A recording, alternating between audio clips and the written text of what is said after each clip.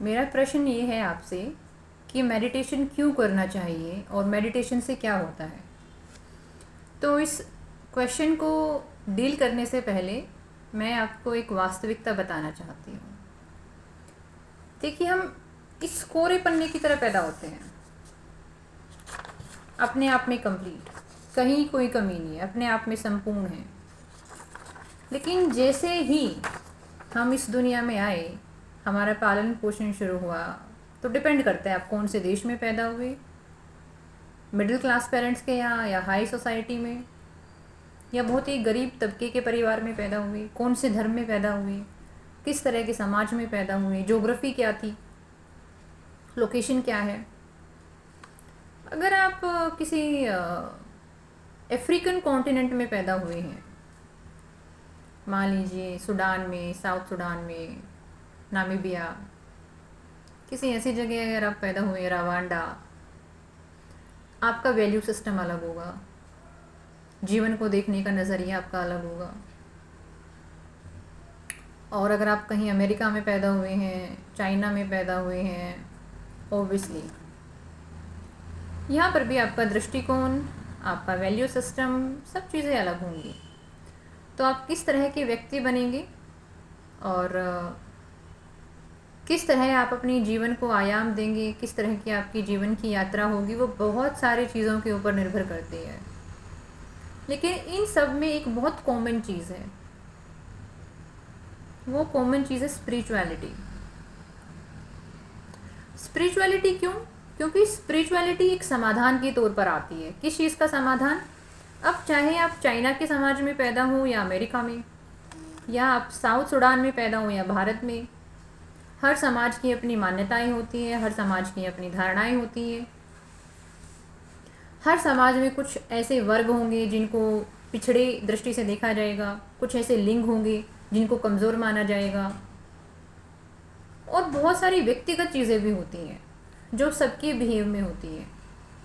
मतलब सब उन चीज़ों को व्यवहारिक रूप देते हैं। उदाहरण के तौर पर, जब कोई बच्चा है और वो अपने माँ बाप से नेग्लेक्टेड फील करता है, तो सिर्फ ऐसा नहीं है कि सिर्फ चाइना के समाज में होगा, अमेरिका में होगा या इंडिया में ही होगा। टॉक्सिक पेरेंट का कॉन्सेप्ट वर्ल्ड वाइड हर जगह है। रिश्ते सिर्फ भारत में ख़राब नहीं होते, चाइना में भी होते हैं, यूरोपियन कंट्रीज़ में भी होते हैं। यानी एक कॉमन थ्रेड तो है जो हमको जोड़ता है। यानी आप दुनिया के किसी भी हिस्से में अगर पैदा हुए हैं तो कुछ एक कॉमन थ्रेड जो आपको जोड़ता है वो ये कि हम we are all human being, और हम सभी ऐसे पैदा हुए थे, बिल्कुल साफ सुथरे, अपने आप में संपूर्ण। लेकिन जैसे जैसे हम बड़े हुए तो समाज की अलग अलग मान्यताएं हमारे सामने आई कि अरे तुम्हारा तो पक्का रंग है, तुम तो काले हो, इट्स मीन तुम उतने डिज़ायरेबल नहीं हो। अगर तुम्हारे बराबर में कोई गोरी चिट्टी लड़की खड़ी है तो वो ज़्यादा डिज़ायरेबल है। तो अब जिस बच्चे ने ये बात बचपन में सुनी, उसके मन में क्या आ गई? Insecurity. And because of that insecurity उसके मन में क्या हो गया? ये एक घाव आ गया। ठीक है। तो जो जब थोड़ा सा और बड़ा हुआ तो उसको पता चला कि हम तो गरीब हैं, हमारे पास तो उतने फाइनेंशियल रिसोर्सेज हैं ही नहीं।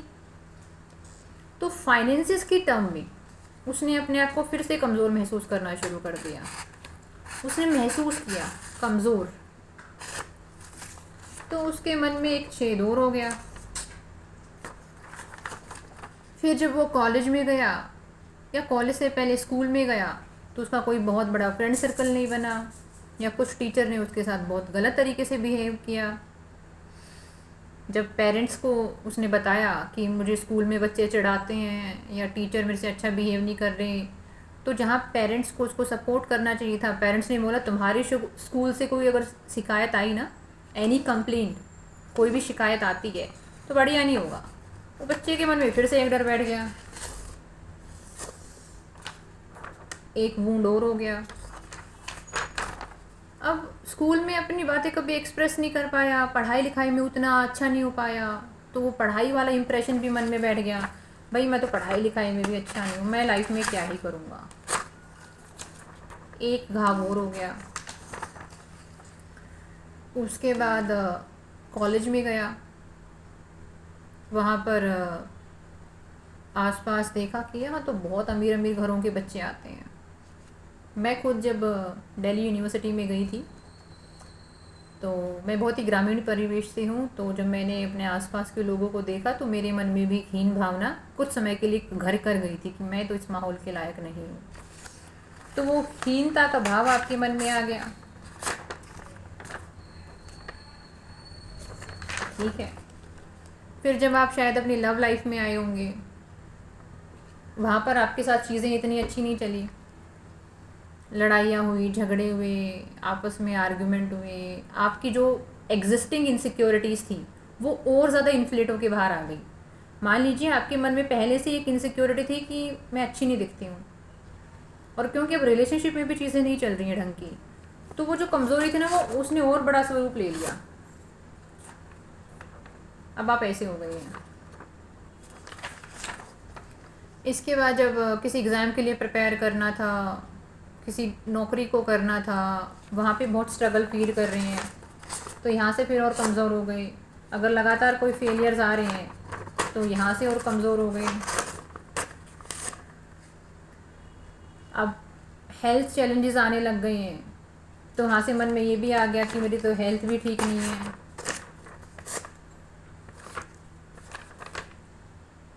कहीं नौकरी लग भी गई तो वहाँ पे जो कलीग्स हैं उनके साथ कोई बढ़िया रिलेशनशिप नहीं बन पा रहा है, बॉस के साथ अच्छा रिलेशन नहीं बन पा रहा है, सब बहुत टॉक्सिक है।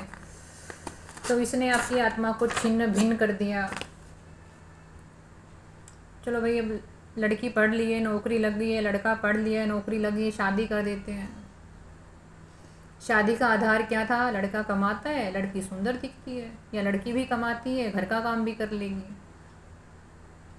रिश्ते का आधार ही थोड़ा 19-20 का है।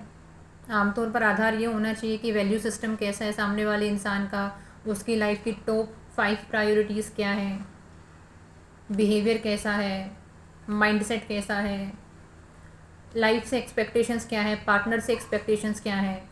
अगर कहीं पे एक्सपेक्टेशंस आपस में मैच नहीं होती तो हम डील कैसे करेंगे?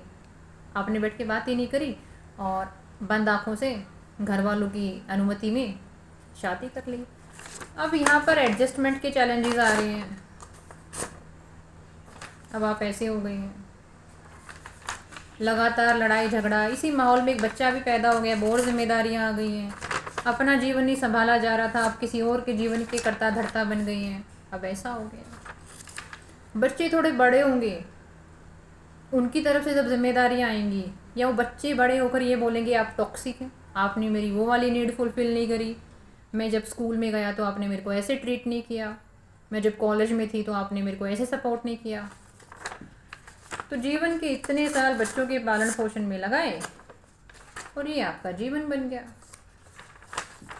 बच्चे अपनी दुनिया में मस्त है, अपनी पढ़ाई लिखाई कर रहे हैं, उनके अपनी चैलेंजेस आ गए हैं, आप अकेलापन महसूस करते हैं। और आसपास का जो समाज है वो तो रह ही गया। रिश्तेदार हैं, किसी रिश्तेदार ने बढ़िया गाड़ी ले ली, किसी रिश्तेदार ने बढ़िया कोठी बना ली, किसी रिश्तेदार के बच्चे बहुत बढ़िया कर गए लाइफ में।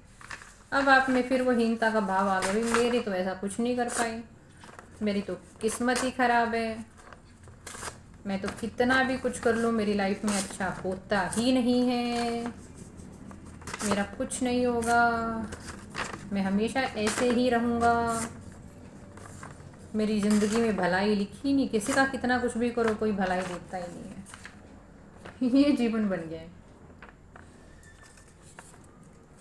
लाइफ में इतने ये वुंड्स हैं, ये आपके मन के घाव हैं, और आपने कभी इनको बैठ के सॉर्ट आउट नहीं किया। आपने कभी नहीं बात करी इस चीज़ के ऊपर कि भाई ठीक है, जो होना था वो हो गया,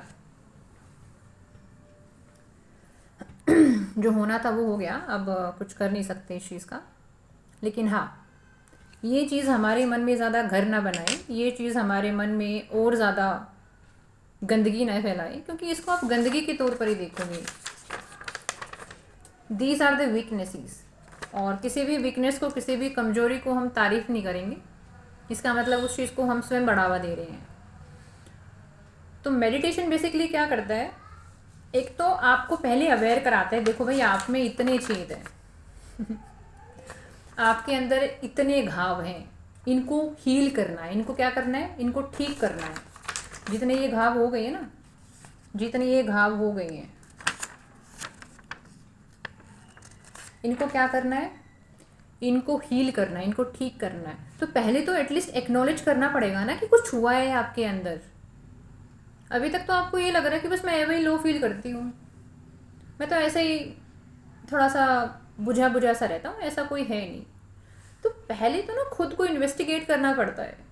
जब आप हीलिंग करते हैं ना, हीलिंग का एक प्रोसेस होता है पूरा का पूरा, उसमें आप खुद से माफ़ी भी मांगते हैं, खुद को लेटर्स भी लिखते हैं, खुद के साथ एक बढ़िया टाइम स्पेंड करते हैं, आप इन बातों को एक्नॉलेज करते हैं कि ये वही चीज़ें मेरे अंदर हैं, और उसके बाद आप इन चीज़ों को लेट गो करने की कोशिश करते हैं।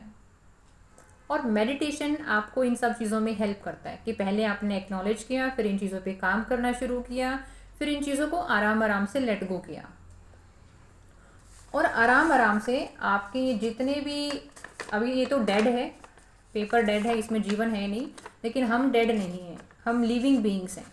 तो ईश्वर ने हमको ये क्षमता दी है कि अगर हमारे शरीर में कहीं घाव हो भी गया है तो इस तरह से ठीक होते हैं कि एक पॉइंट के बाद हमको पता नहीं चलता है कि यहाँ पे घाव था, या दोबारा उसको कभी हाथ लगाएं, कभी बात करें तो वो दर्द महसूस नहीं होता। अगर छोटा बहुत ही ज़्यादा गहरा घाव है तो हल्का फुल्का निशान रह जाएगा, लेकिन वो दर्द दोबारा से महसूस नहीं होगा। तो मेडिटेशन में आप क्या करते हैं, सबसे पहले तो आप खुद को स्वीकार करते हैं, अपने हालात को स्वीकार करते हैं, और फिर उनको बदलने का, उनको इम्प्रूव करने का एक संकल्प लेते हैं कि भाई मुझे अपनी हालत को इम्प्रूव करना है। अब मैं पूरी ज़िंदगी ऐसे कमज़ोरी का गाना गाकर तो नहीं रह सकता ना, कि मैं पूरी लाइफ यही गाना गाती रहूँ कि हाय मेरी लाइफ ऐसी है, मेरे साथ तो बुरा ही होता है। We can't be pathetic, that much pathetic तो हम नहीं हो सकते। इसीलिए मेडिटेशन एक चमत्कारी चीज़ है। There is a book, power of subconscious mind, I am not able to recall the name of the author. तो उस पावर ऑफ सबकॉन्शियस माइंड में ना एक कैरेक्टर होती है, एक रियल लाइफ कैरेक्टर होती है, उसका नाम होता है एना। तो एना का डाइवोर्स हो रखा था, उसके 2 या 3 बच्चे थे, उनकी फाइनेंशियल रिस्पॉन्सिबिलिटीज़ एना के ऊपर थी, और एना को ओवरवेट था, शुगर भी था, उसको कोलन प्रॉब्लम थी, कुछ टीवी जैसा कुछ डेवलप हो गया था उसके कोलन में, और उसके बाद जब उसने डायग्नोज कराया तो उसको कैंसर भी था, यानी बहुत सारे हेल्थ चैलेंजेस। तो जब उसने अपना जीवन बदलने की शुरुआत करी, मेडिटेशन किया, power of subconscious mind. Subconscious mind का मतलब क्या है कि आप मेडिटेट करते करते, ध्यान करते करते आप एक ऐसी अवस्था में आ रहे हैं जहाँ आप खुद से कनेक्ट हो रहे हैं, और आप ये जान पा रहे हैं कि वास्तविकता क्या है, कि कोई अगर थॉट आ रहा है ना, वो थॉट आप नहीं है, वो सिर्फ एक थॉट है। हाँ, उस थॉट को पकड़ के अगर आपने जीवन दे दिया तो फिर वो एक जीवंत वस्तु बन जाती है, फिर वो उस थॉट में एक जीवन आ जाता है। जैसे कि वायरस होता है, अपने आप में वो डेड ही रहता है किसी सरफेस के ऊपर, लेकिन जब किसी इंसान के अंदर जाता है तो वहाँ पर उसको नरिशमेंट मिलने लगता है और वो ज़िंदा हो जाता है, फिर वो मल्टीप्लाई होता है, वायरल इन्फेक्शन होता है, एक इंसान से दूसरे इंसान में भी फैलता है। वैसे ही है कि जब कोई थॉट है, नेगेटिव हो या पॉजिटिव हो, जब आपने उसको एक्सेप्ट कर लिया, उसको अपनी लाइफ एनर्जी दे दी, अपनी ऊर्जा दे दी, तो फिर वो एक लिविंग एंटिटी बन जाता है, और फिर वो अपनी ही जैसी चीज़ों को अट्रैक्ट करेगा। अगर आपके मन में एक बार कोई नेगेटिव थॉट आ गया, सुसाइडल थॉट आ गया, हीन भाव आ गया, किसी से कंपटीशन वाली फीलिंग आ गई, तो फिर बाद में ना ये वाला इमोशन है ना, ऐसे ही सारे इमोशंस को अपनी तरफ अट्रैक्ट करेगा। It's like a virus.